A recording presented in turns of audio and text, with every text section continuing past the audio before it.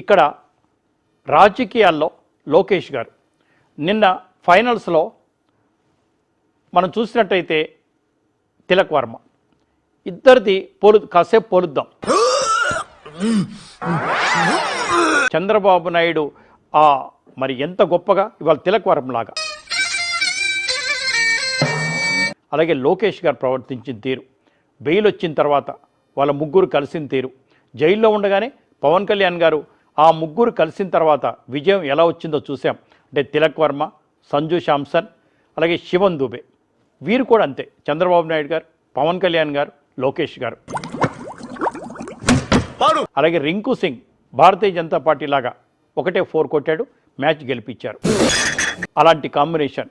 అంటే లోకేష్ గారు ఒత్తిడిని తట్టుకున్నారు, తనేంటో తను నిరూపించుకున్నారు. ఏం మాట్లాడుతున్నావురా, నరాలు కట్ అయిపోయింది. వారికి వీరికి నిజంగా కూడా అద్భుతమైన పోలిక. ఫ్రెండ్స్తో కూర్చున్నప్పుడు పోలిస్తే కూడా ఇంతే ఉంటుంది.